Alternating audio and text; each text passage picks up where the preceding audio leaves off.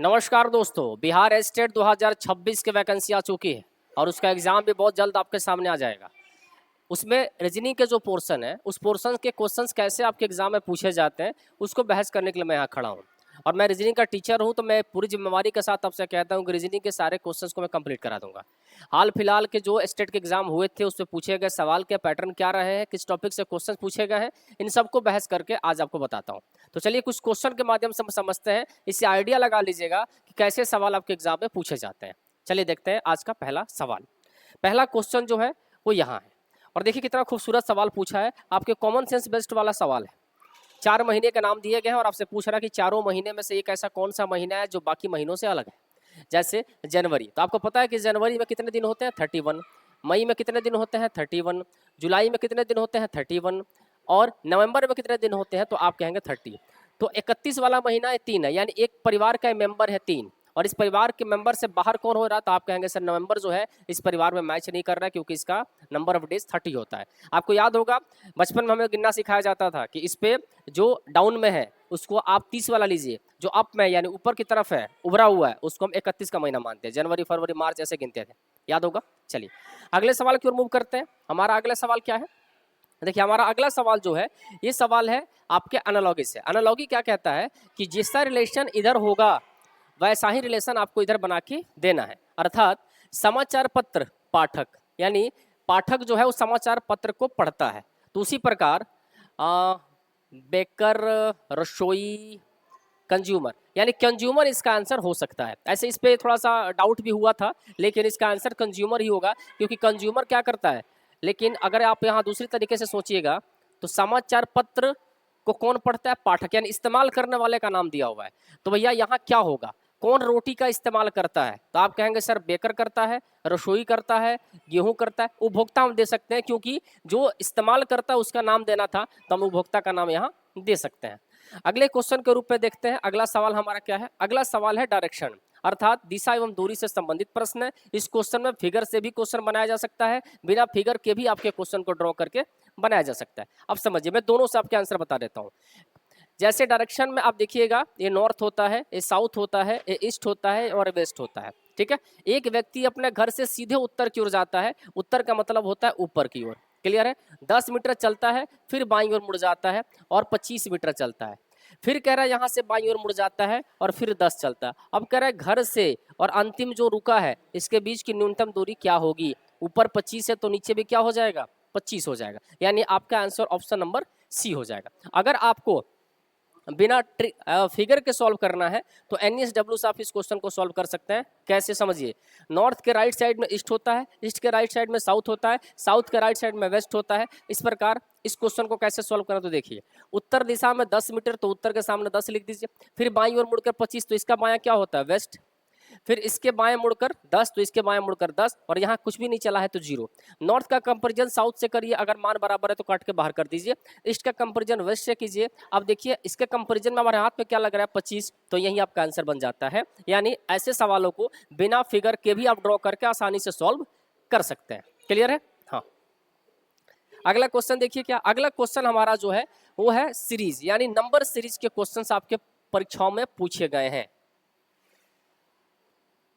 Clear है। अब देखिए 4 से 9 आगे बढ़े तो कितना ऐड किए 5, 9 से 19 गए तो कितना बढ़ा 10, 19 से 39 गए तो कितना बढ़ा 20, 39 से यहाँ गए तो कितना बढ़ा 40। अब यहाँ से आपको आगे बढ़ना है तो थोड़ा सोचिएगा, 5 के बाद 10 के बाद 20 के बाद 40, यानी 2 गुना हो रहा है तो 40 के बाद 80 होगा, जोड़ लीजिए 9 8 7 15, 159 आपका राइट आंसर हो जाएगा। तो ऐसे सवाल आपके बिहार स्टेट के एग्जाम में नॉर्मल सवाल पूछे जाते हैं, ज़्यादा टेंशन लेना नहीं है। मैं ऐसे ही वीडियो के माध्यम से आपके पास सारा कुछ पहुँचा दूंगा। अगले सवाल के रूप में क्या उसको देखिए। हाँ, यहाँ देखिए क्या कह रहा है, ये ब्लड रिलेशन का सवाल है। क्वेश्चन है कि एक महिला की ओर इशारा करते हुए दीपक ने कहा, एक महिला की ओर इशारा करके, और कौन कह रहा है जी दीपक, महिला की ओर इशारा करके दीपक क्या कह रहा है कि उसका इकलौता भाई, किसका इकलौता भाई, महिला का, इसका मतलब ये महिला है, इसका इकलौता भाई मेरी बेटी के पिता, अपने बारे में क्या कह रहा है, अपने बारे में कह रहा है मेरी बेटी के पिता का पिता है। ध्यान से देखिएगा क्या कह रहा है, मेरी बेटी के पिता का पिता है। तो देखिए कह रहा है मेरी बेटी यानी इसकी खुद की बेटी के पिता, ये खुद हुआ का पिता। इसका मतलब ये जो है ये दीपक का पिता है। क्लियर है? फिर से रिपीट करो, समझिए। दीपक बोला है कि इसका जो इकलौता भाई है वो मेरी बेटी के पिता का पिता यानी मेरा पिता है। सिंपल सी बात। तो पूछ रहा है कि वह महिला दीपक से कैसे संबंधित है, ये महिला कैसे संबंधित है जी? तो ये इसके पिता की बहन है। तो पिता की बहन को क्या कहते हैं? हम कहते हैं भैया बुआ। क्लियर है? अगला सवाल आपसे क्या कह रहा है तो समझिए, ये आपके कोडिंग और डिकोडिंग का सवाल है, समझने वाली बात है। नॉर्मल सवाल आपके एग्जाम में पूछा जाता है। देखिए, और आपसे पूछा चिल्ड्रन, ठीक है? देखना है क्या होता है यहाँ पर। यहाँ 20 है, 5 है, 1 है, 3 है, 8 है, 5 है, 18 है, 22 है, 7 है, 3 है, 5 है, 10 है, 7 है, 20 है। अब देखिए 20 से 22 गए, 5 से 7 गए, 1 से 3, 3 से 5, यानी सब में क्या हो रहा है जी? +2 हो रहा है। अब सब में +2 जोड़िए, 3 2 5, 8 2 10, 9 2 11, 12 2 14, 4 और 2 6, 18 और 2 20, 5 और 2 7, 14 और 2 16, यही आपका सब में 2 2 2 2 जोड़ देना है, आपका आंसर आ जाएगा EJKN FTGP option number A will be right answer. ठीक है? तो ये बिहार स्टेट है भैया। आपकी जो क्वेश्चंस रीजनिंग के आएंगे वो इसी तरह से आएंगे। डेली वीडियो सब देख लीजिएगा, आपका काम चल जाएगा, अलग से करने की आवश्यकता नहीं पड़ेगी। अगला क्वेश्चन क्या है? अगला क्वेश्चन फिर से आपके कोड का बस का जो कोड किया है AC TV RT, कैट का जो कोड किया है वो किया है BD ZB SU, और उसके बाद आपसे पुट का कोड पूछ रहा है। ठीक है? अब थोड़ा ध्यान से देखिएगा। बी 3 लेटर के लिए 6 लेटर का कोड किया हुआ है, समझिए।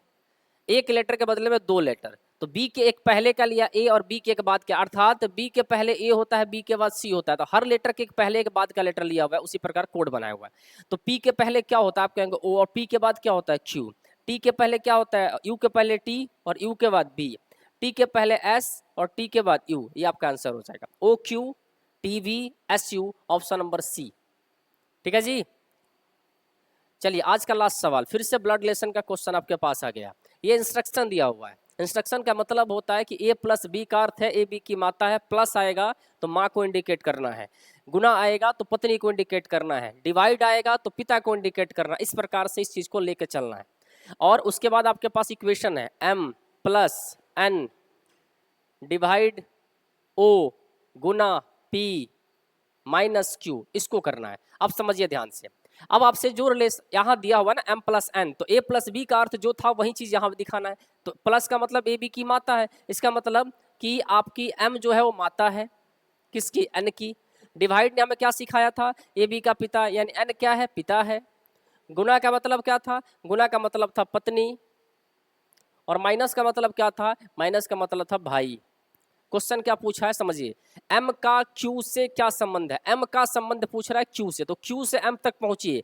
भाई के पत्नी के पिता की माता, भाई की पत्नी के पिता की माता आपका आंसर होगा। ऐसे सवाल कॉम्पिटिटिव वाइज फेसबुक हो या यूट्यूब हो, हर जगह पे अवेलेबल है। आप जाके हर वीडियो को देखिए, देखिए कितना मजा आता है, और फिर स्टेट एग्जाम में बैठिए, सारे क्वेश्चन चुटकी बजाते सॉल्व होंगे, ये मेरा वादा है। धन्यवाद।